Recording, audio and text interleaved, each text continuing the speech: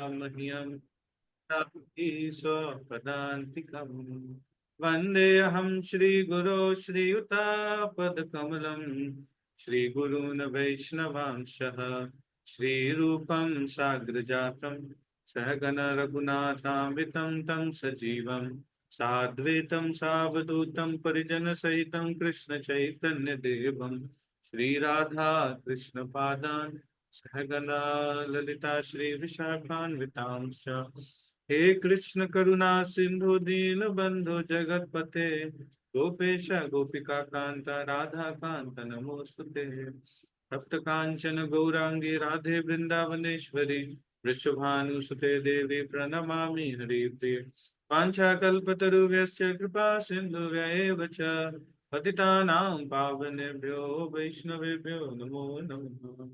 जय श्री कृष्ण चैतन्य प्रभु नित्यानंद श्री अद्वैत गदाधर शिवासादि गौर भक्तवृंद हरे कृष्णा कृष्ण कृष्ण हरे हरे हरे राम राम राम हरे हरे नमो विष्णुपादाय कृष्ण पृष्ठाय भूतले श्रीमते भक्ति वेदांत स्वामिने नामिने नमस्ते सरस्वती देवे गौरवाणी प्रचारिणे निर्विशेष शून्यवादी पाश्चात्य देशतारिणे। हरे कृष्णा। तो भगवान नरसिम्हा देव जो हैं वो सभी विघ्नों को हरने वाले हैं, सभी जीवात्माओं के, है ना, हम सभी के विघ्न जो भी आते हैं उनको हरने वाले हैं। आप देखो नरसिंह चतुर्दशी आज है ना, और एक दिन पहले ही जो वॉर की स्थिति बन रही थी सीज फायर हो गया, है ना। नरसिंह देव भगवान ने क्या कर दिया, सीज करके फिस कर दिया सारा विघ्न आने का जो भी स्थिति थी, है ना। ये नरसिंह देव भगवान की विशेष कृपा है सभी भक्तों के ऊपर में। तो तो भगवान जो है, भगवान अवतार लिए, एक अद्भुत अवतार, अद्भुत नरसिम्हा, है ना। कैसा, आधा लायन और आधा मनुष्य के रूप में। केशव धृता नर हरि रूप जय जगदीश हरे, हाँ, जय जगदीश हरे। आप सबको याद है नरसिंह स्तुति, है ना। तो हर भक्त को उसको डेली पढ़ना चाहिए, इसलिए प्रभुपाद ने इसलिए इसको मंगल आरती में डाला है। मंगल आरती के बाद जो है सबको नरसिंह आरती गानी चाहिए। भगवान ने विशेष अवतार लिया, बहुत विशेष, बहुत फिरोशियस अवतार, है ना, बहुत ही डरावना भगवान का अवतार। बताते हैं क्या, भगवान जो है हर युग में भगवान प्रकट होते हैं। क्या किस लिए प्रकट होते हैं, आपने गीता में पढ़ा होगा, परित्राणाय साधुना विनाशाय च दुष्कृताम् धर्म संस्थापनार्थाय संभवामि युगे युगे, है ना। तो हर युग में भगवान प्रकट होते हैं। तो पहला प्राइमरी रीजन क्या होता है प्रकट होने का, परित्राणाय साधुना, जो साधु लोग हैं उनकी रक्षा करने के लिए भगवान प्रकट होते हैं। और साधुओं की विशेषता क्या है कि साधु लोगों को ना अपने कंफर्ट की चिंता नहीं होती है ना। परा दुखा दुखी, साधु का लक्षण है क्या, दूसरों के दुख में दुखी होता है, परा दुखा दुखी। तो ऐसा नहीं है कि साधु लोग को प्रॉपर्टी छीन लिया, घर छीन लिया, इसलिए साधु लोग दुखी रहते हैं, प्रताड़ित रहते हैं ना, ना।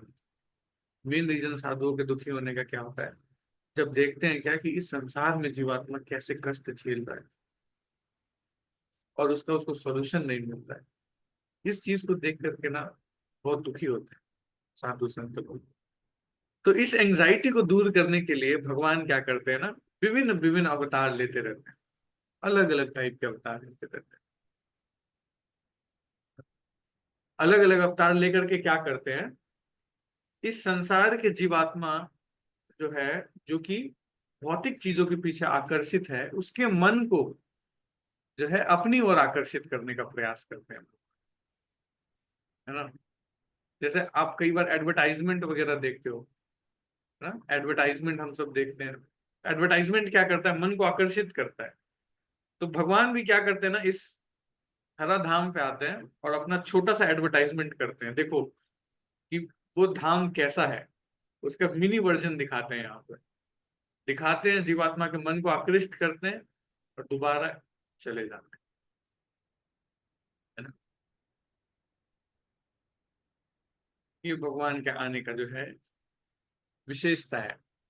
तो श्रीमद् भागवतम के 5th कैंटो में जम्बू द्वीप का वर्णन आता है। इस जम्बू द्वीप में कई सारे द्वीप हैं, उसमें से एक द्वीप है भारतवर्ष, है ना। भारतवर्ष है, ऐसे कई सारे वर्ष हैं, उसमें से एक वर्ष है, उसका नाम है हरिवर्ष। तो हरिवर्ष में जो है प्रहलाद महाराज भगवान नरसिंह देव की आराधना करते हैं, भगवान नरसिंह देव की पूजा करते हैं, और वहाँ बहुत अच्छा, वहाँ पे उनका ग्लोरिफिकेशन करते हैं, गुणगान करते हैं। तो भागवतम में ना 5th कैंटो में उसका वर्णन आता है।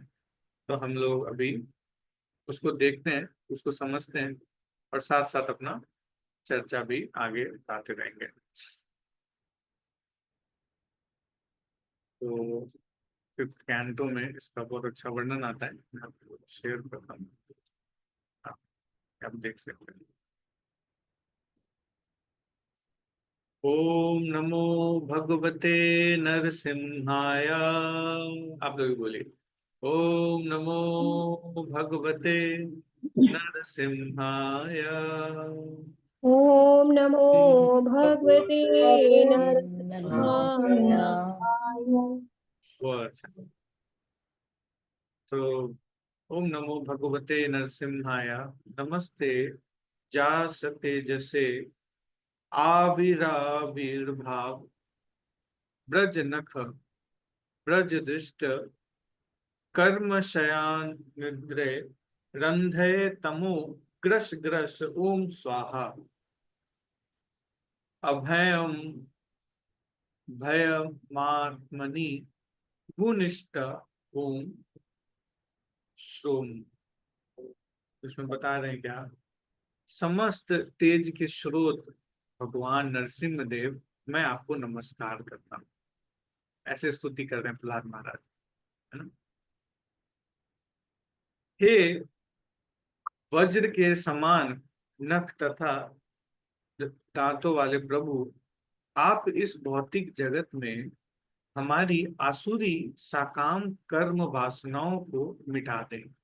क्या प्रार्थना कर रहे हैं कि हे वज्र के समान नख तथा दांत वाले प्रभु, आप क्या करिए, आप इस भौतिक जगत में हमारी आसुरी सकाम कर्म वासना को मिटा दें। आसुरी सकाम कर्म की वासना को मिटाने की प्रार्थना कर रहे हैं ना प्रहलाद महाराज। इसको समझिएगा कि हर व्यक्ति जो है ना इस संसार में आसुरी भावना से ओतप्रोत है, उसका हृदय जो है ना आसुरी भाव से भरा हुआ है। लोग जानते हैं ना कि हमारा बॉडी जो है वो कैसा है, एक होता है ग्रॉस बॉडी, हम देखते हैं स्थूल शरीर, हम जो 5 एलिमेंट से बना हुआ है। 5 एलिमेंट्स कौन कौन से हैं, अर्थ, वाटर, फायर, और क्या, ईथर। ईथर। ईथर। पृथ्वी जल अग्नि वायु आकाश। हाँ, तो पंच महाभूत से बना हुआ ये शरीर है, लेकिन इसके अंदर भी हमारा एक अंतःकरण है। अंतःकरण में क्या है, सूक्ष्म चीजें हैं, यानी मन, बुद्धि, अहंकार, और एक दूषित चित्त, है ना। इस अंतःकरण में 4 चीजें हैं, मन, बुद्धि, अहंकार और दूषित चित्त। बाहर के जो अंग है ना, इसको तो सफाई किया जा सकता है ना, आप साबुन से सर्फ से सफाई कर सकते हो, लेकिन ये अंदर का चीज कैसे साफ होगा, इसके लिए कौन सा सर्फ साबुन है ना, दूषित है ये चित्त। तो नरसिंह देव भगवान से क्या प्रार्थना कर रहे हैं, क्या इस आसुरी सकाम कर्म की वासना जो इस अंतःकरण में बैठी है, उसको क्या करिए, आप मिटा दीजिए, हमारे हृदय में प्रकट होकर हमारे अज्ञान को भगा दें, ना, हमारे हृदय में प्रकट हुई है और क्या करिए, हमारे अज्ञान को भगा दे। अज्ञान क्या है, आप समझते हैं? What is the ignore meaning of अज्ञान? जी, इग्नोरेंस। इग्नोरेंस, बॉडी की हम शरीर। अज्ञानता है ना, इग्नोरेंस। इग्नोरेंस। तो आप लोग ना बोलिएगा, मतलब वो चैट में लिख दीजिएगा तो सबको इजी रहेगा। तो अज्ञानता से हम क्या समझते हैं हम लोग? What is the meaning of ignorance? अज्ञानता,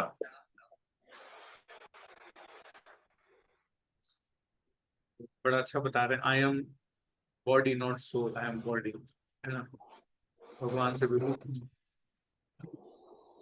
यस, यानी टेम्पररी चीज को परमानेंट मानने की जो भाव है ना, इसको कहते हैं अज्ञानता।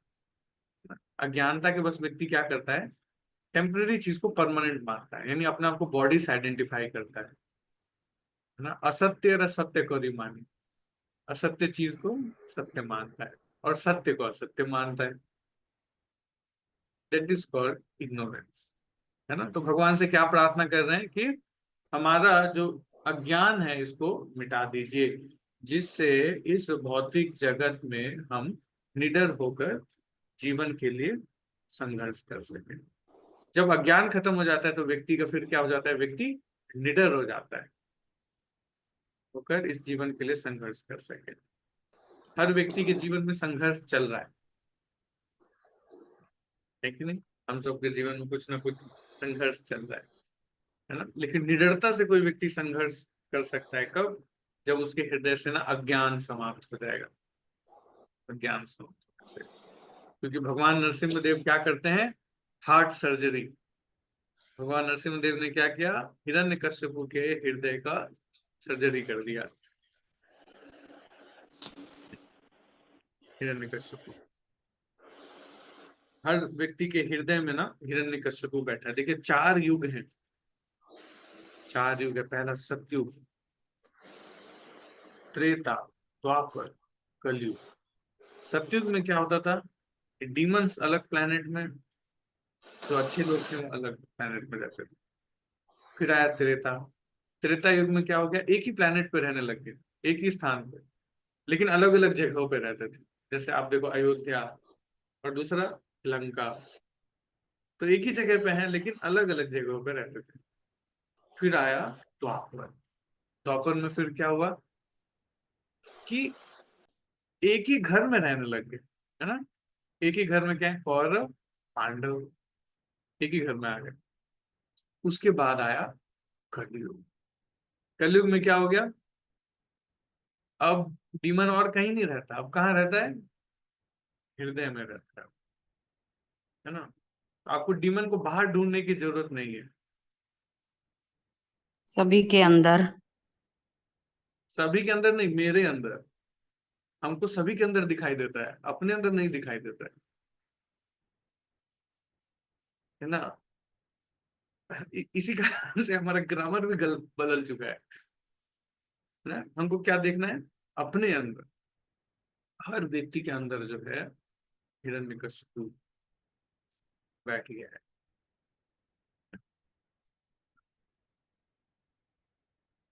हर व्यक्ति के, हम सब के अंदर बैठा हुआ है। और यही है ना, हिरण्यकश्यप का अर्थ क्या होता है, तो इसी भागवतम में वर्णन आता है। हिरण्य मीन्स सोना, स्वर्ण, और कश्यपु मीन्स कोमल गद्दा। गद्दा होता है ना, बेड। यस। तो जो मनुष्य सोने से और बेड से आसक्त रहता है ना, सोना, हाँ, दोनों सोना, गोल्ड और सोना, बहुत मजा आता है उसको। सुबह सुबह सोएगा तमोगुण, है ना। यस्य निशा सर्वभूतानि तस्याम जागृति संयमी। हम बोलते उल्टा, संयमी भी सोता, भौतिक संदर्भ में लोग भी सोता, सब सोता। तो तो जो व्यक्ति स्वर्ण से, यानी जो है क्या, इस संसार की चीजों से और कंफर्ट से आसक्त रहता है, तो उसको कहते हैं हिरण्यकश्यप। तो आपको क्या लगता है, ये ऐसा ऐसा चीज आपने कहीं नोटिस किया कहाँ है ये चीज? कहीं नोटिस किया आपने? किधर है? मेरे मेरे अंदर। अंदर ही है। हमारे मेरे अंदर। हमारे अंदर ही। मेरे अंदर। मेरे अंदर। हाँ, बहुत अच्छा। मेरे अंदर। हम हमें लगता है हमारे अंदर है पूछी, थोड़ा मेरे अंदर है, लेकिन ज्यादा जो है बाकी लोगों के अंदर में। थोड़ा है मेरे अंदर, इसीलिए हम कहते हैं हमारे अंदर है, क्यों हमारे मेरे अंदर भी है थोड़ा। ये ज्यादा जो है दूसरों के अंदर। अपने अंदर व्यक्ति नहीं दिखना चाहता, है ना। कंचन कामिनी और कृति की इच्छा जो है वो अंतःकरण में एकदम फिट होके बैठी हुई है। लेकिन प्रहलाद महाराज जी प्रार्थना करते हैं क्या, कि जो हिरण्यकश्यपु रूपी जो हमारा दूषित मन है, दूषित अहंकार है, दूषित बुद्धि है और दूषित चेतना है, ये क्या हो जाए, ये स्वच्छ हो जाए, ये ठीक हो जाए। ये प्रार्थना करते हैं, है ना। ये इंपॉर्टेंट चीज। तो हिरण्यकश्यपु के और प्रहलाद महाराज के ना से हम लोग कई सारे टीचिंग्स ले सकते हैं। सबसे पहला टीचिंग क्या है कि जो प्योर डिवोशनल सर्विस है, जो शुद्ध भक्ति है, वो किसी भी सिचुएशन में जो है उसका क्षय नहीं होता ना। भक्त की भक्ति जो है वो किसी भी सिचुएशन में डगमगा नहीं सकती। ये पहला टीचिंग है। हम लोग 5 टीचिंग्स पे चर्चा करेंगे आज। फर्स्ट टीचिंग क्या है कि भक्ति जो है वो किसी भी टाइम प्लेस सर्कमस्टेंसेस से जो है प्रभावित नहीं हो सकती, है ना। जैसे हम प्रहलाद महाराज के जीवन में देखते हैं कि प्रहलाद महाराज के साथ देखो सिचुएशन बहुत फेवरेबल नहीं था। हम लोग क्या कहते हैं, प्रभु जी अभी ना सिचुएशन अच्छा नहीं चल रहा, हाँ तो थोड़ा हमने थोड़ा अपना रिड्यूस कर दिया है भक्ति। देखो कितना दुर्भाग्य वाला स्थिति है, जब बढ़ाना चाहिए तो तब रिड्यूस कर देता है। हाँ, किसी से पूछो प्रभु जी बहुत दिन से आप दिखाई नहीं दे रहे मंदिर में, मुझे आजकल सिचुएशन थोड़ा ठीक नहीं चल रहा इसलिए मंदिर नहीं आ रहे। ये तो ऐसा हो गया कि कोई डॉक्टर पूछा कि आप आए नहीं, बीमार थे, बोला हाँ अभी जब बीमारी थोड़ी बढ़ गई है डॉक्टर साहब इसलिए नहीं आ रहा आपके पास, थोड़ा ठीक हो जाता हूँ फिर आता हूँ आपसे मिलने के लिए, चाय पियेंगे आपके साथ बैठ के। तो जब बीमारी है तो व्यक्ति को क्या करना चाहिए, तब डॉक्टर के पास जाने की आवश्यकता है ना। तो हम प्रहलाद महाराज के जीवन से देख सकते हैं क्या कि देखो सबसे क्लोज व्यक्ति किसको मानता है, पिताजी को मानता है ना।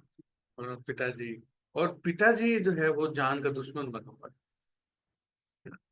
हमारे जीवन में इतना बुरा स्थिति तो नहीं हुआ कि मेरे पिताजी जो है वो चाय में जहर घोर के आपको दे रहे पीने के लिए, लो बेटा थोड़ा चाय पी लो, तो सुबह सुबह आप चैंटिंग कर रहे हो और आपके पास जहर घोर के चाय लेके आ रहा है पिताजी, ऐसा तो नहीं है हमारा सिचुएशन। हो सकता है 2 शब्द कोई सुना दे, उल्टा बोल दे, हो सकता है, लेकिन इतना बुरा स्थिति नहीं हो सकता हमारा। लेकिन आप देखो प्रहलाद महाराज की स्थिति, लेकिन हर परिस्थिति में प्रहलाद महाराज क्या कर रहे हैं, अवश्य रक्षिबे कृष्णा विश्वास पालन है, कि हर परिस्थिति में भगवान मेरी रक्षा करेंगे, ये विश्वास के साथ भी कर रहे हैं। सो भक्ति क्या है, हर परिस्थिति में अंश के को देखो कितना सारा चैलेंज आता है ना। जब छोटे से थे तो भगवान का नाम जप करना शुरू कर दिया, हरे कृष्णा कृष्णा कृष्णा हरे हरे, हरे राम राम राम हरे हरे। हिरण्यकशिपु देख रहा है तो बोल रहा, अरे ये तो कुछ ज्यादा ही भक्ति करने लगे, इसको बोर्डिंग स्कूल में भेजो, ये बिगड़ रहा है यहाँ पे, जरूर इसको ना कोई गलत संगति हो रहा है, इसको बोर्डिंग स्कूल में डालो। तो फिर क्या किया हिरण्यकशिपु ने, उसका अपना एक स्कूल था, है ना। तो उसने अपने एक स्कूल में डाल दिया। उस स्कूल के 2 टीचर्स थे, उसका नाम था संड और अमर। 2 टीचर्स थे, उस दोनों टीचर्स को बोला देखो मेरा बेटा जो है थोड़ा गलत संगति में पड़ गया है यार, भक्ति उक्ति करने लग गया है आजकल, विष्णु भक्ति। बताओ, जिस चीज से हिरण्यकशिपु को सबसे ज्यादा चिढ़ था विष्णु से, और उसका बेटा, उसका प्रिय बेटा, एक ही बालक है, एक लौता बालक, और वो क्या कर रहा है, उसी विष्णु की भक्ति कर रहा है ना। मान लो किसी पड़ोसी से आपका दुश्मनी हो जाए और आपका बेटा उसी के घर में जाके चाय और बिस्कुट खा रहा हो, कैसा लगेगा बताओ? वो तो अपना ही सिक्का खोटा निकला, है ना? तो अब हिरण्यकशिपु के साथ ऐसी स्थिति होगी। हाँ, संडक और अमरक जो है, अब वो जो है उसने अपना पाठशाला में उसको बुलाया कि एकदम, और उस वहां पे उसको पढ़ाना शुरू किया, फिजिक्स, केमिस्ट्री, बायोलॉजी। देखो, गॉड डजंट एग्जिस्ट। हाँ, देयर इज नो गॉड। तो सब कुछ पढ़ा दिया। जब चले गए तो टिफिन में सबको बुला करके बोला है, there is God, yes God exist, we can see God. तुरंत डीवाईएस का कोर्स देना शुरू कर दिया, discover yourself. Yes God exist, course देना चालू। टिफिन में सबको बैठ करके सिखा रहे हैं, देखो ऐसे चैंटिंग करना चाहिए, ऐसे ये करना चाहिए। और ऐसे देखते देखते समय बीतता गया बोर्डिंग स्कूल में। फिर देखते देखते गर्मियों की छुट्टी आ गई, समर वेकेशन, है ना? तो समर वेकेशन में बच्चे घर आते हैं, तो प्रहलाद भी घर आया। प्रहलाद घर आया तो हिरण्यकशिपु ना बहुत दिनों के बाद अपने बेटे से मिला, है ना? जब मिला ना तो उसके आंखों से अश्रु निकल रहे थे। उससे अश्रु निकले तो "ओ, मेरा बालक कितने समय के बाद आया"। उसने अपने बेटे को अपने गोद में बिठाया, है ना, और उसके बालों को सहला रहा है, वो सूंघ रहा है। हाँ, और उसने अपने बेटे को बोला, बेटा बताओ तो क्या सीखा तुमने अपने स्कूल में? फिजिक्स, केमिस्ट्री, इकोनॉमिक्स अच्छे से सीखा कि नहीं? बताओ क्या सीखा? बेटा मुंह देख रहा है पिताजी का। तो पापा, ये सब हरकतें छोड़ दो, अभी भी समय है, विष्णु भक्ति चालू कर दो, बच जाओगे। हाँ, क्यों अपना जीवन जो है ये व्यर्थ की चीजों में व्यर्थ कर रहे हो? मत खराब करो अपना जीवन। हाँ, और भगवान का नाम लो, हरे कृष्णा कृष्णा कृष्णा हरे हरे, हरे राम राम राम हरे। अब ये जैसे ही सुना हिरण्यकशिपु ने, उसने अपने बच्चे को ऐसे फेंका जैसे कि किसी के गोद में सर्प गिर जाए तो उसको कैसे फेंकेगा, ऐसे उस बच्चे को फेंक दिया, है ना? और अलग अलग तरीके से प्रताड़ना करने लगा, अलग अलग तरीके से प्रताड़ित करने लगा, इतना प्रताड़ना करने लगा। लेकिन प्रहलाद महाराज जो है हर परिस्थिति में अडिग बने रहे। तो भक्त की परीक्षा होती है, जब बुरा समय आता है ना, तो इसका मतलब क्या है? भगवान उस समय ठोक करके चेक करते हैं भक्त को। उसका उसका टेस्ट होता है ना, जैसे कुम्हार मटका बनाता है ना, देखा है आपने? तो उसको सही आकार में देने के लिए क्या करना पड़ता है उसको? देखा है किसी ने मटका कैसे बनता है? बोला, प्रभु जी हम तो खरीद के लेके आते हैं मटका, वो भी चीनी मिट्टी वाला। मिट्टी वाला तो हमने देखा भी नहीं आग में पकाते हैं प्रभु। है। आग में बाद में पकाते हैं, पहले जब मिट्टी डालते हैं ना तो क्या करते हैं उसको, ठोकते हैं बाहर से हथौड़े से, और अंदर से सपोर्ट देते हैं, बाहर से ठोकते हैं थोड़ा, है ना? तो भक्त को भी भगवान कैसे शेप देते हैं कि अच्छा प्योर डिवोटी बने, उसके लिए थोड़ा बाहर से ठोकते हैं, बीच बीच में ना फेथ का टेस्ट लेते हैं भगवान। तो प्रहलाद महाराज के भी फेथ का टेस्ट हो रहा था बाहर से, लेकिन जैसे उसमें पास हो रहे थे तो भगवान बचा भी ले रहे थे, भगवान रक्षा भी कर रहे थे, है ना? तो भक्ति क्या होता है हर परिस्थिति में? It should be unshakeable in any circumstances, ऐसा होना चाहिए भक्ति, है ना? और उसके बाद हम प्रहलाद महाराज के कैरेक्टर से क्या देख सकते हैं कि इतना प्रताड़ना दे रहे हैं, उसको हाथी के सामने डाल दिया, उसको कढ़ाई में डाल दिया, गरम तेल की कढ़ाई में। अपनी बहन होलिका ने उसको लेकर के अग्नि में बैठ गई। लेकिन प्रहलाद महाराज हर परिस्थिति में फियरलेस हैं, फियरलेस। जनरली लोग सोचते हैं ना कि फियरलेसनेस ना पावर से आता है, कि जिसके पास बहुत पावर है वो व्यक्ति फियरलेस होता है, लेकिन ऐसा नहीं। फियरलेसनेस आता है फेथ से। Fearlessness comes from faith, not from fearless, है ना? तो दूसरा चीज क्या है सीखने के लिए हमारे पास प्रहलाद महाराज के जीवन से? क्या कि जैसे कोई व्यक्ति भगवान की शरण लेता है ना तो वो व्यक्ति कैसा बन जाता है? फियरलेस हो जाता है।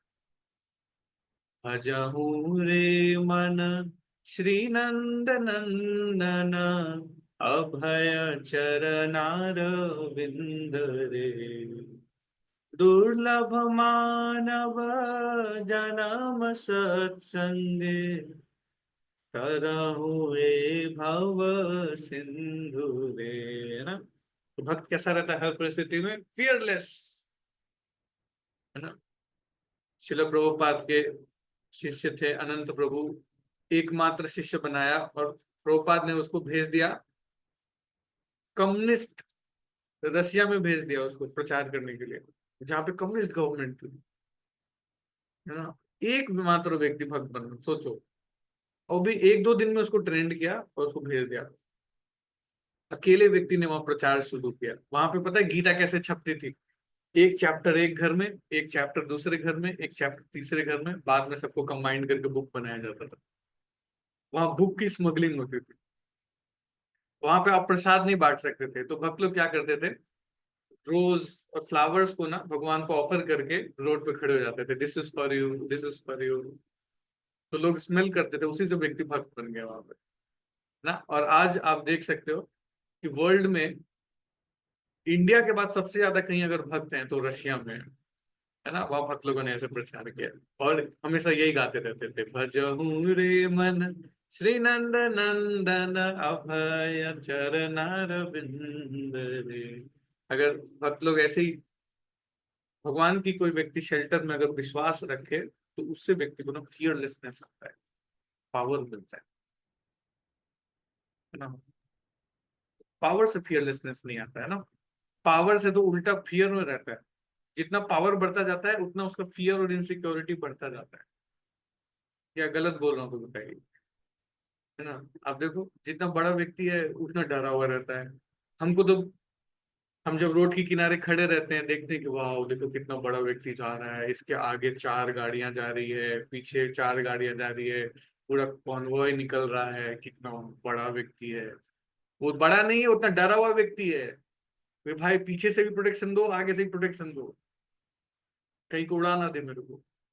डरा हुआ व्यक्ति है वो, बड़ा व्यक्ति नहीं है ना। बड़ा व्यक्ति कौन है? जिसने भगवान के चरण कमलों की शेल्टर ली है, तो बड़ा, सच में रियल बड़ा व्यक्ति।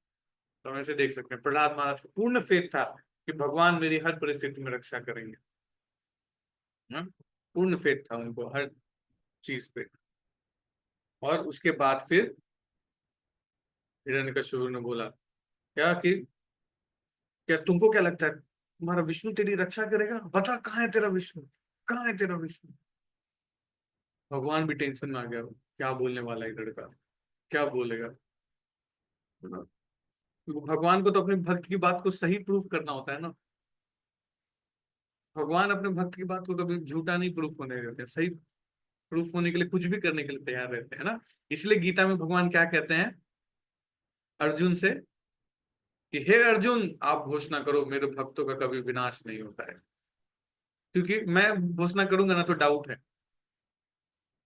मैं घोषणा करूंगा मेरा कोई भरोसा नहीं है, पीछे से भाग भी जाता हूँ, रन छोड़ के भाग गए भगवान। भगवान को कोई भरोसा नहीं है, लेकिन अगर किसी भक्त ने कुछ बोल दिया तो उसको पूर्ण करने के लिए भगवान हमेशा तत्पर रहते हैं। तो भगवान, और प्रहलाद ने बोल दिया कि हाँ भगवान यही है, कण कण में व्याप्त है। कहाँ है भगवान, दिखा तेरा विष्णु कहाँ है? बोला इस पिलर में विष्णु है। बोला हाँ इस पिलर में विष्णु। भगवान बोले यार मैंने सोचा था कि अलग से प्रकट होऊंगा, अब तो लगता है यही डाउनलोड होना पड़ेगा। तुरंत भगवान जो पिलर में डाउनलोड हो गए, है ना? और तोड़ते तोड़ते अपनी गदा से वार करते करते पहुंच गया, पिलर पे मारा और पिलर पे मारा और खंबे से प्रकट हो गए नरसिम्हा, उग्रम वीरम महाविष्णु ज्वलंतं सर्वतोमुखम नरसिंहं भीषणं भद्रं मृत्युर्मृत्युर्नमाम्यहम्। है ना? भगवान नरसिंह देव प्रकट हो गए, उग्र नरसिंह के रूप में भगवान नरसिंह देव प्रकट हुए। और अपने, बताते हैं क्या, फ्लावर जैसे नाखूनों से, उनका जो नाखून था वो कैसा था, कमल, तब वो कर कमल अवरे, कमल के समान नाखून से क्या किया, हाँ, जो शील टंक जो था हृदय, हाँ, हिरण्यकशिपु का, उसको छिन्न भिन्न करके फाड़ दिया, है ना, फाड़ दिया। और बैठे हैं, अब कोई आकर के गार्लैंड भी नहीं पहना रहा भगवान को। कौन भाई जाए माला पहनाने के लिए? सभी देवी देवता लोग आश्चर्य में कि ऐसा रूप तो देखा ही नहीं कभी भगवान, इतना फिरसियस रूप देखा ही नहीं कभी। कोई डर रहा है सब भगवान के पास जाने से। लक्ष्मी माता से प्रार्थना किया, हे माते आप जाओ, आप जाओगे तो हो सकता है ठंडे हो जाए। भगवान बोला, बाप रे, ऐसा रूप तो मैंने भी नहीं देखा आज तक कोई भगवान का। इतने इतने गुस्से में मैं भी नहीं जा सकती उनके आसपास, किसी और को भेजो। तो सबने क्या किया, प्रहलाद महाराज को आगे भेजा, है ना। प्रहलाद महाराज बिल्कुल फियरलेस माला लेकर के गए, भगवान को अर्पित किया। हाँ। पहले देखे कि भगवान कोई आ ही नहीं रहा है, कोई माला भी नहीं पहना रहा। तो भगवान बोले, यार कोई माला भी नहीं पहना रहा, खुद ही माला पहन लो। हिरण्यकश्यपु का आंत निकाला और उसी को गले में बांध लिया, है ना। आंतों की माला पहन ली भगवान ने, एकदम उग्रम वीरम रूप में भगवान, है। फिर फिर प्रहलाद महाराज जो है नरसिंहदेव भगवान से प्रार्थना करते हैं, बहुत सुंदर सुंदर स्तुतियां करते हैं, बहुत सुंदर सुंदर स्तुतियां करते हैं, है ना। और क्या प्रार्थना करते हैं, क्या कि हे प्रभु, मेरे पिताजी को आप क्षमा कर दीजिए, उन्होंने बहुत अपराध किए हैं, लेकिन आप उनको क्षमा कर दीजिए, क्षमा मांगते हैं। तो भक्त का ये लक्षण होता है क्या, भक्त बहुत क्षमाशील होता है, क्षमा करने में ना। This is ornament of a devotee, क्या उसको माफ करना आता है, दूसरों को क्षमा करना। हमारा क्या है ना, हम लोगों के साथ हमारा जो मीटर है वो दो ही चीज में काम करता है, या तो हम दूसरों को 0 नंबर देते हैं, या तो फुल मार्क्स देते हैं 10। प्रभु जी ये तो बिल्कुल शुद्ध भक्त है, अशुद्ध नहीं है तो मतलब पतित ही है प्रभु जी, मतलब ऐसे लोग भी इस कौन में होते हैं क्या प्रभु जी, बताइए। हम सिर्फ 2 ही नंबर देते हैं, या तो 0 या तो 100, बीच में हम बातचीत नहीं करते हैं, एक्सट्रीम। लेकिन भक्त को कैसा होना चाहिए, क्षमाशील होना चाहिए ना, कंसीडर करना आना चाहिए, बीच का नंबर दे देना आना चाहिए, सीखना चाहिए हम लोग को। ये भक्त का क्या है, ये कहना है, तितिक्षुवा कारुणिका, हाँ, दूसरों पे करुणा करना। ये प्रहलाद महाराज से भगवान प्रसन्न हो गए, भगवान बोले कि चलो अब हमारे धाम। प्रहलाद महाराज बोल रहे हैं क्या कि मैं, आप मेरे पे कृपा मत कीजिए, इतने सारे जो जीवात्मा हैं जो कि इस भौतिक संसार में कष्ट झेल रहे हैं ना, इन सब पे कृपा कीजिए। मैं को भगवान आपका धाम नहीं चाहिए, हाँ, मैं यहीं पर रह करके पीड़ा सहन करने के लिए तैयार हूँ इन सब के बिहाफ में। अगर एक व्यक्ति के पीड़ा सहन करने से जो है सभी लोगों का उद्धार हो सकता है, तो मैं रह करके पीड़ा सहन कर सकता हूँ। आप मेरे को सारा कष्ट दे दीजिए, सारा रिएक्शन दे दीजिए, लेकिन इन लोगों का उद्धार कर दीजिए। तो भगवान बहुत प्रसन्न होते हैं, भगवान प्रहलाद से बहुत प्रसन्न होते हैं। प्रहलाद आह्लाद दाहिने, प्रहलाद फिर क्या करते हैं भगवान, अपने जीभ से जो है प्रहलाद को चाटने लगते हैं, है ना। और चाटते हैं तो बहुत उनको आनंद है ऐसा, है ना। प्रहलाद आह्लाद दाहिने, भगवान ने क्या किया, प्रहलाद को आह्लाद दिया, बहुत सुख प्रदान हुआ, है ना। तो जब भी हम सेवा करते हैं ना, तो उससे क्या होता है, सुख की प्राप्ति होती है, सुख आता है। Service, service gives pleasure, service से प्लेजर मिलता है। जो व्यक्ति सेवा करता है, अपनी इंद्रियों को भगवान की सेवा में लगाता है ना, तो बहुत सुख का अनुभूति होता है, आनंद होता है। आप लोग को अच्छा लगता है सेवा करना, करते हैं सेवक सेवा करते हैं तो कैसा महसूस होता है? ऐसा लगता है कहाँ फंसा दिया है प्रभु जी के लोग के चक्कर में फंस गए हैं, ये प्रभु जी लोगों ने मीठी मीठी बातें करके फंसा लिया है, ये चप्पल और जूते धुलवा रहे हैं हमसे, बताइए। है ना। नहीं, वो सेवा करते हैं तो आनंद का, भगवान की सेवा में बहुत आनंद है, ब्लिस। ऐसे जो है लॉर्ड नरसिम्हदेव है, भगवान नरसिम्हदेव प्रकट हुए और प्रहलाद महाराज को बहुत प्रेम दिया। अब पूरा 7th कैंटो पढ़ोगे ना, 7th कैंटो में नरसिम्ह लीला का वर्णन है।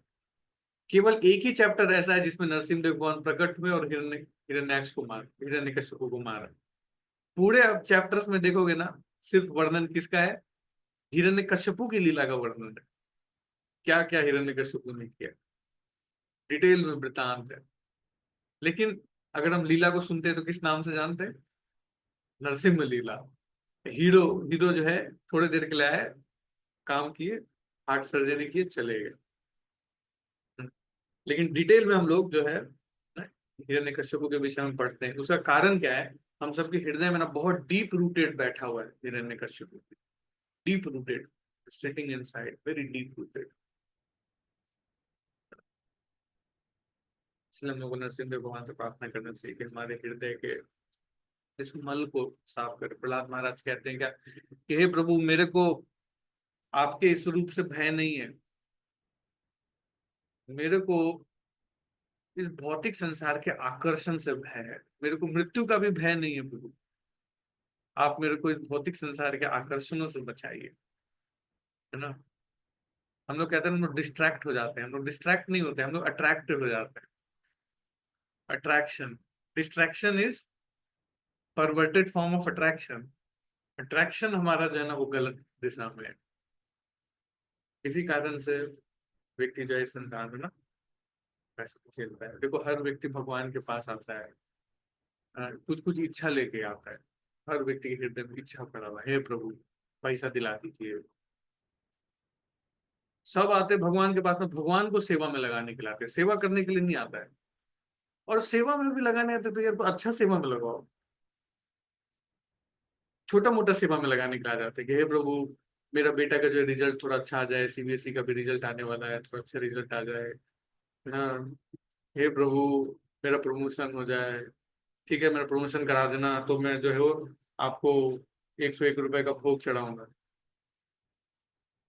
प्रमोशन करने के लिए भगवान को 101 रुपए का, है ना, वो देता है चेक।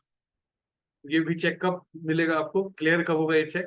जब मेरा काम हो जाएगा, मेरा प्रोजेक्ट फुलफिल हो जाएगा, तब ये जाके चेक क्लियर होगा, नहीं तो वो भी क्लियर नहीं होगा चेक। बताइए। लेकिन व्यक्ति को भगवान के पास कैसे जाना चाहिए ना? एक बालक के रूप में जाना चाहिए। एक बालक के रूप में व्यक्ति को भगवान के पास जाना चाहिए ना। बालक के लिए फिर क्या हो जाएंगे भगवान? माता पिता के समान हो जाएंगे ना। राधा दामोदर जी उसके लिए माता पिता हो जाएंगे, और बालक फिर क्या करता है? माता पिता की सेवा करता है ना। भक्त को भगवान के पास जाना चाहिए एक बालक के रूप, तब व्यक्ति जो है भगवान की सेवा करता है। सेवा, सेवा सर्विस, ये जो है इस नरसिम्हा लीला में हमको ना सीखना चाहिए। तो हमने अभी क्या 3 टीचिंग्स डिस्कस कर लिया। क्या क्या होना चाहिए? किसी भी परिस्थिति में व्यक्ति को भक्ति का त्याग नहीं करना चाहिए। दूसरा क्या था? फियरलेस हो जाते फियरलेसनेस। भक्ति क्या बना देता है व्यक्ति को? फियरलेसनेस। अगर कोई व्यक्ति भगवान की शेल्टर ले, एंड देन भक्त को कैसा होना चाहिए? क्षमाशील क्षमाशील होना चाहिए। क्षमाशील होना चाहिए, क्षमाशील। क्षमाशील होना चाहिए, है ना। और उसके बाद फिर हम आगे देखते हैं कि प्रहलाद महाराज जो है वो कई सारे ना स्तुतियां करते हैं। प्रहलाद महाराज से भगवान कहते हैं कि आप कोई इच्छा मांगिए, मैं आपकी इच्छा पूर्ण करना चाहता हूं, मैं आपसे बहुत संतुष्ट हूँ, आप कोई वरदान मांगिए मेरे से। तो प्रहलाद महाराज क्या वरदान मांगते हैं? देखिए मैं आपको दिखाता हूँ प्रहलाद महाराज क्या वरदान मांगते हैं। आज मॉर्निंग के भागवत में ये चर्चा कर रहा है। प्रहलाद महाराज कहते हैं क्या भगवान से कि हे प्रभु, इन भौतिक चीजों के आकर्षण के कारण ना मैं सर्प रूपी कुएं में गिरता जा रहा हूँ, एक ऐसे कुएं में गिरता जा रहा हूँ जिसमें सर्प है। आप मेरे पे कृपा कीजिए और मेरे को जो आपके प्रिय दास हैं नारद मुनि, उनकी सेवा में मेरे को लगा दी। ये प्रार्थना कर रहा है। ये नहीं बोल रहे कि अब आप मेरे को भगवत धाम लेके जाइए, चलो अब आप आ गए मेरे सामने प्रकट हो गए, चलिए अब मेरे को भगवत धाम लेके चलो, इसीलिए मैं वेट कर रहा था। क्या बोल रहे हैं कि अब मेरे पे आप कृपा करके क्या कीजिए कि अब आप मेरे को नारद मुनि की सेवा में लगा दीजिए, है ना। दिस इज मेच्योरिटी ऑफ भक्ति। जब भक्ति में मेच्योरिटी आता है ना, तो व्यक्ति भगवान की डायरेक्ट सेवा नहीं करता है, फिर कैसे सेवा करता है वो गुरु की सेवा करता है ना। शुद्ध भक्त का लक्षण है कि वो गुरु की सेवा में लगता है ना। देखो जब हम लोग भी पहले पहले मंदिर आते थे, हमको प्रभुपाद जी नहीं दिखाई देते थे, हम सीधा जाके कहाँ प्रणाम करते थे? भगवान के सामने, है कि नहीं। फिर हमने क्लास में कनेक्ट हुए, फिर हम जब चीजों को समझा तो फिर हमको समझ आया, ओ अच्छा इधर भी एक व्यक्ति बैठा है। फिर हम इधर आए, है ना, फिर हम प्रभुपाद जी को प्रणाम करे, फिर हम भगवान के पास गए, है ना। तो कैसा रहता है व्यक्ति का पहले मेंटेलिटी कि ना मैं डायरेक्ट भगवान की सेवा करूँ ना। लेकिन भगवान की सेवा करना सीक्रेट ऑफ सक्सेस नहीं है। तो what is the secret of success? To serve the devotees of devotee of devotee, या दासानु दासानु दासानु दास। हमारा आइडेंटिटी क्या है? जीवेर स्वरूप है कृष्णेर नित्य दास, है ना, कृष्ण का दास। लेकिन कृष्ण का दास कैसा होता है? दासानु दासानु दासानु दास है ना। तो वो एक्चुअल में कृष्ण का दास है। जो डायरेक्ट भगवान का दास बनने जाता है, भगवान उसको स्वीकार नहीं करते। भगवान किसको स्वीकार करते हैं? जो भक्तों का भक्त बनने का प्रयास करता है, भगवान उसको स्वीकार करते हैं। दास अनुदास, तो ये बहुत इंपॉर्टेंट चीज है ना। ये क्रक्स है भक्ति का, सीक्रेट ऑफ सक्सेस है। इस चीज को हमको समझना चाहिए। भक्त का जो व्यक्ति शेल्टर लेता है ना, उसका भक्ति में बहुत जल्दी प्रगति होता है। इसलिए चैतन्य चरितामृत में कबीरदास गोस्वामी में वर्णन करते हैं कि भक्ति में किसी को अगर बल चाहिए तो उसको क्या करना चाहिए? भक्त पद धूलि यार, भक्त पद जल, भक्त भुक्त अवशेष तीन महाबल। भक्ति के तीन महाबल हैं। वो क्या है? भक्त पद धूलि। उसको क्या करना चाहिए? भक्त के पदों की धूलि अपने सर पे रखनी चाहिए, भक्त पद धूलि। और दूसरा भक्त पद जल, भक्तों के पद का जल चरणामृत पान करना चाहिए। और तीसरा भक्त भुक्त अवशेष, यानी भक्तों के द्वारा जो उच्चिष्ट है ना, जो जूठा है, ये भक्ति के तीन महाबल हैं। ये तीन महाबल है, ये सीक्रेट है भक्ति में आगे बढ़ने का। भगवान का प्रसाद नहीं है महाबल। महाबल क्या है? भक्त भुक्त अवशेष है। ये तीन महाबल भक्त के द्वारा जो छोड़ा गया अवशेष है ना, ये तीन महाबल है ना। देखो प्रभुपाद जी का प्रसाद हम लोग को प्राप्त है कैसे, किस रूप में? प्रभुपाद जी का प्रसाद, आप अभी भी प्रभुपाद जी का प्रसाद ले सकते हो। किस रूप में? प्रचार करके, प्रचार उन- करके। उनकी बुक्स किताबें, पढ़कर, बुक्स बुक पढ़कर, उन्होंने इतने सारे हाँ, शास्त्र दिए हैं। गीता गीता और भागवत। गीता और भागवत में भी क्या? परपट्स को पढ़ के। प्रभुपाद के जो परपट्स हैं वो क्या है हमारे लिए? प्रसाद। प्रसाद है जो प्रभुपाद जी ने हम लोग के लिए दे करके गए हैं, है ना। ये है हमारे लिए परपट। तो सीक्रेट ऑफ सक्सेस इन भक्ति इज दासानुदास भाव। ये सीक्रेट ऑफ सक्सेस है भक्ति में। भगवान की भक्ति नहीं, भक्त भक्ति सीखना। यस्य प्रसादात् भगवत प्रसादो, यस्य प्रसादान्न गति कुतोऽपि, ध्यायंस्तु मां त्रस्य यस्य स्त्रीसन्ध्यं, वंदे गुरु श्री चरणारविंदम। कि यस्य प्रसादात् भगवत प्रसाद, जब गुरु प्रसन्न हो जाते हैं तो मतलब भगवान प्रसन्न है। आपको कैसे पता चलेगा कि भगवान प्रसन्न है? अगर गुरु प्रसन्न है इसका मतलब भगवान प्रसन्न है।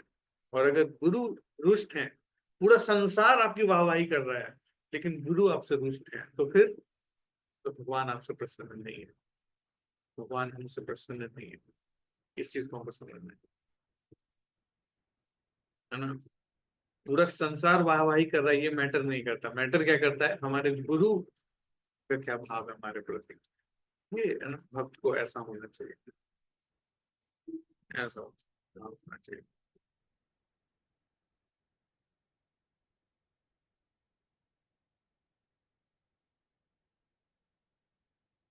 तो इस तरीके से हम देखते हैं नरसिंह लीला में कि कैसे प्रहलाद महाराज अलग अलग प्रार्थनाएं करते हैं। वो बोलते हैं मेरे को कुछ नहीं चाहिए, मेरे को लगा दीजिए सेवा में। तो भगवान फिर कहते कि नहीं, आप एक काम करो, आप आप रूल करो, आप राजा बनो। बोले मेरे को क्यों भौतिक चीजों में फंसा रहे प्रभु, मेरे को मत फंसाइए। नहीं नहीं, तुम रूल करो, तुम राजा बनो, तुम राजा बनो और तुम राज्य संभालो ना। फिर प्रहलाद महाराज ने आगे जाकर के फिर राज्य संभाला ना। तो इस प्रकार से हम देखते हैं नरसिंह लीला में। और हम देखते हैं ना हमारे इस्कॉन के इसमें और हमारे गौड़ीय परंपरा में भी नरसिंह देव भगवान हमेशा जो है भक्तों के प्रोटेक्शन करते हैं। हाँ, आप जानना चाहते हो हमारे, आपने मायापुर में देखा ना उग्र नरसिंह देव के विग्रह हैं, उग्र नरसिंह देव। हाँ, उनके बारे में पता है आप लोगों को कि कैसे वो आए ना?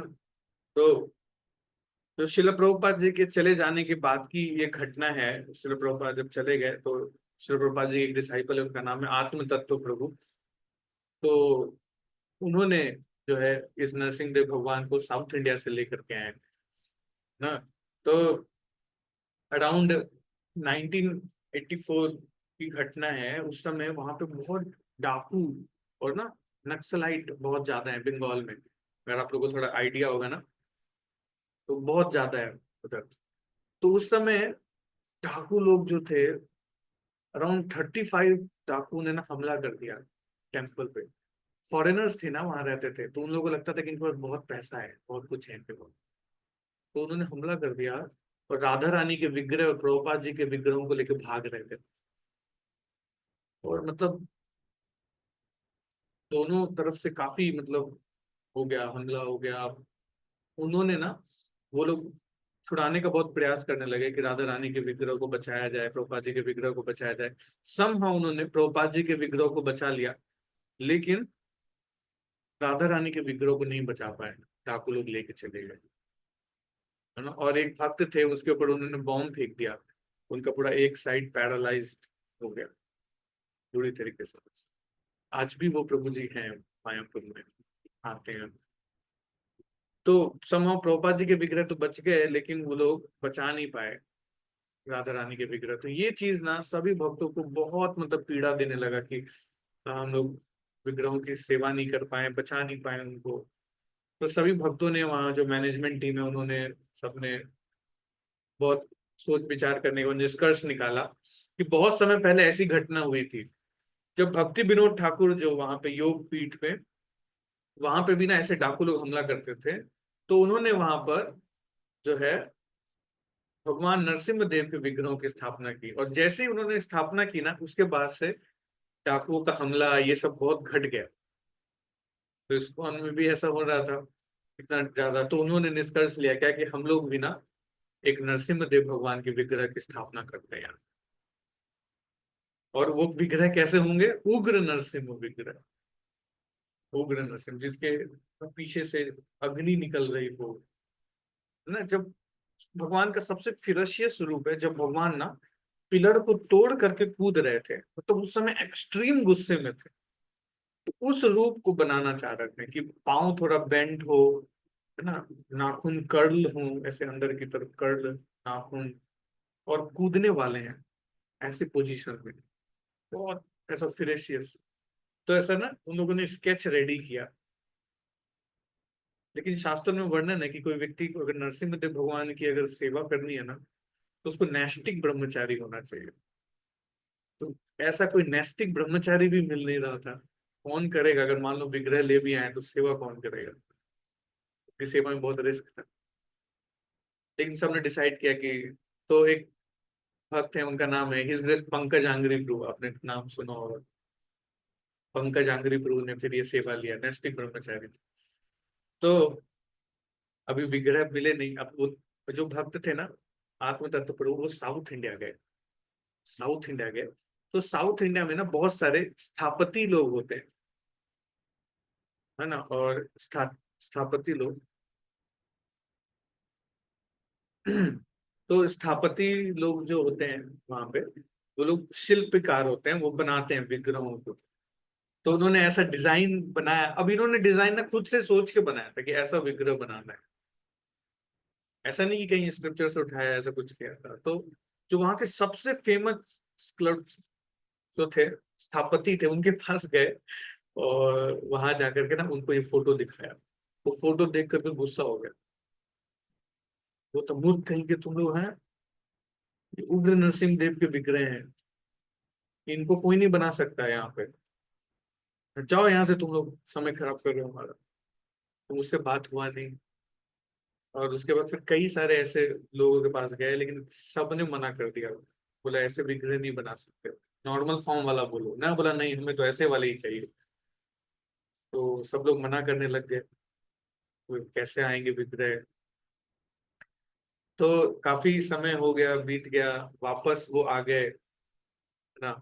तो एक भक्त ने बोला क्या, जिस भक्त से पहले आपकी बात हुई थी साउथ इंडिया में, एक बार आप उनसे फिर से मिन्नत कीजिए, प्रार्थना कीजिए, तुम्हें भी शायद वो मान जाए। तो आत्म तत्व वापस गए वहां पे, और उन्हें वहां पे जाकर उसी पहले जो सबसे जो फेमस स्थापति थे उनसे मिले और उनसे प्रार्थना किया कि देखिए हमारे यहाँ सिचुएशन बहुत खराब है, आप हमें उग्र नरसिंह के विग्रह दीजिए, हम उनकी सेवा करना चाहते हैं।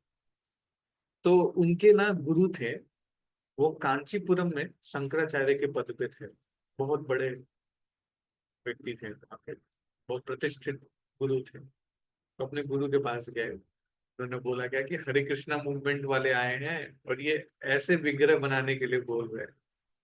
तो उनके गुरु ने बोला कि अगर तुमने ऐसे विग्रह बनाए तो तुम्हारा जीवन नष्ट हो जाएगा। हाँ, ये आसान नहीं है इनको विग्रह को बनाना, इट्स नॉट इजी, तुम मना कर दो। उनके गुरु ने भी बोल दिया मना कर दो। लेकिन आज गुरु ने मना करने के लिए बोला, और अगले दिन रात में उनके गुरु को, शंकराचार्य जी थे, उनको सपने में एक व्यक्ति आए, उन्होंने बोला क्या, make deities for ISKCON devotees.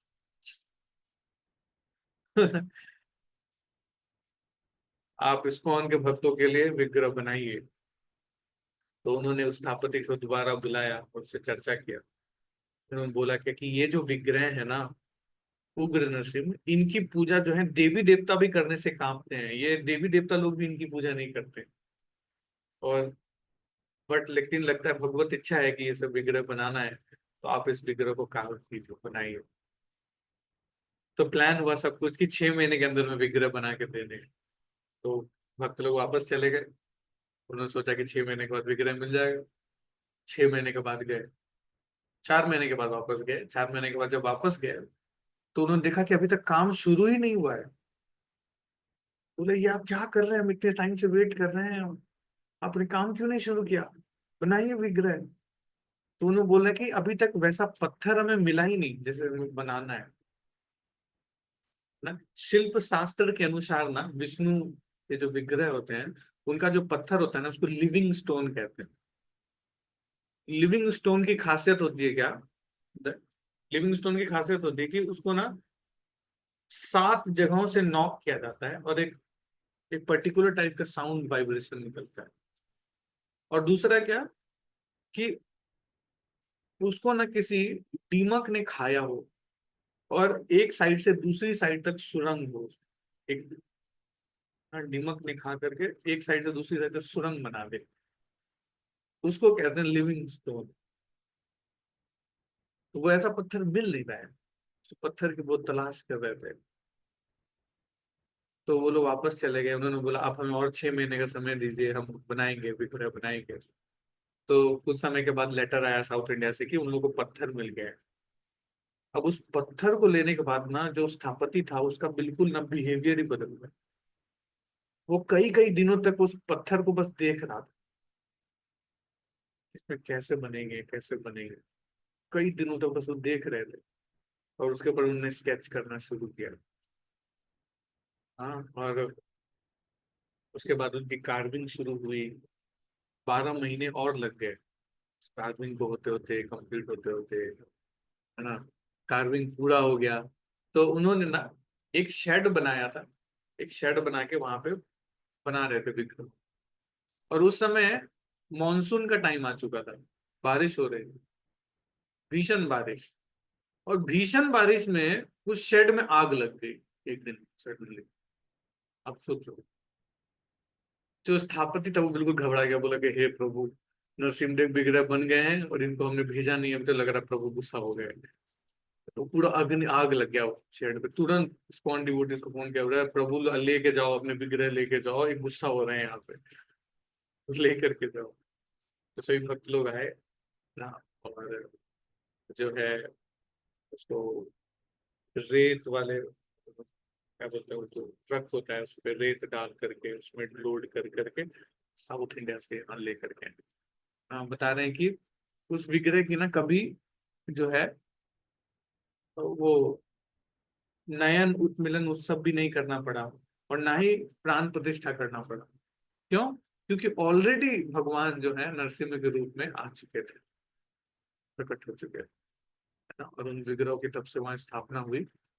और उसके बाद से आज तक जो है वहां पे दोबारा कभी डाकुओं का हमला नहीं हुआ, कभी किसी ने परेशान नहीं किया। समहाउ कुछ कुछ केस हुआ, जो उधर के सब थे सब इधर उधर हो गए, और आज तक वहां कभी भी डाकुओं का हमला नहीं हुआ, है ना। भगवान नरसिंह देव जो है वो गौड़ देश में विराजते हैं, उग्र नरसिंह देव। ऑल्दो बहुत फिरेशियस हैं, लेकिन भगवान ना जिस धाम में रहते हैं ना, तो उस धाम का मूड को अंगीकार कर लेते हैं। तो जो नवदीप धाम है ना, वो कैसा धाम है? बहुत औदार्य धाम है। औदार्य मतलब वेरी मर्सीफुल। तो नरसिंह देव भगवान जब उस धाम में चले गए ना, तो नरसिंह देव भगवान ने कैसा मूड ले लिया? वेरी मर्सीफुल, है ना। लोगों को लगता है कि बहुत फिरेशियस है। जो एथिस्ट लोग हैं ना, वो कैसे देखते हैं कि भगवान बहुत गुस्से में है। भक्त लोग कैसे देखते हैं? अरे हंस रहे हैं ये तो गुस्से में नहीं, हंस रहे हैं ये तो। कुछ समय पहले की घटना है ये, आई थिंक न्यू जर्सी कहीं की घटना है। एक फैमिली थी, उस फैमिली में ना उनकी एक बेटी थी। एक फादर थे, उनकी एक बेटी थी। तो वहां पे एक कार्निवल लगता था इस्कॉन का, तो उस कार्निवल में अपनी बेटी को लेकर के गए। और वहां पे ना उसने नरसिम्हा के टॉय उसको बहुत अच्छे लगे, कि भगवान नरसिम्हा के सॉफ्ट टॉय। तो वो सॉफ्ट टॉय खरीद के ले आई नरसिम्हा देव के, उसको अपने साथ रखती थी। माई नरसिम्हा, माई नरसिम्हा, माई डियर नरसिम्हा, हमेशा साथ साथ रखती थी। एक दिन ना बालकनी के पास खेल रही थी, खेलते खेलते खेलते उसके हाथ से टॉय गिर गया, और टॉय गिर के रोड पे चला गया। तो छोटी बच्ची थी, वो उतर के तेजी से भागी रोड की ओर। जैसे ही रोड की ओर गई ना, उधर से बता रहे हैं कि ये सच्ची घटना बता रहा हूँ, एक बड़ी सी लॉरी ने आकर के बच्ची को टक्कर मार दी। उठा रही थी और बच्चे को टक्कर मार दिया, और बच्ची रोड के दूसरे साइड जाकर के गिरी। अफरा तफरी का माहौल हो गया कि छोटी सी बच्ची को इतना जोरदार एक्सीडेंट हो गया। और हाँ, उसके पिताजी एकदम रोए जा रहे थे कि ये बच नहीं पाएगी। उसको जल्दी से एडमिट कराया, एक्सीडेंट का केस है ये वो।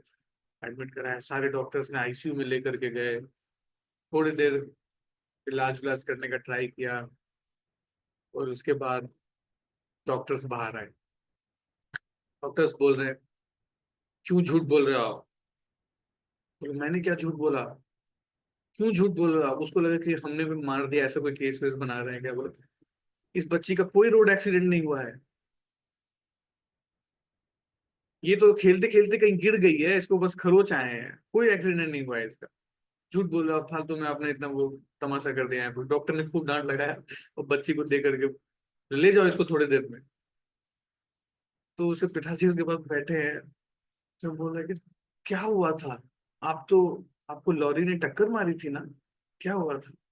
बोला, हाँ हाँ, जो मेरे नरसिम्हा देव है ना, वो गिर गए थे, मैं भागते हुए गई, तो मैंने उनको जैसे उठाया, उधर से लॉरी ने मेरे को टक्कर मारी, लेकिन तभी नरसिम्हा देव भगवान वहां पे आ गए।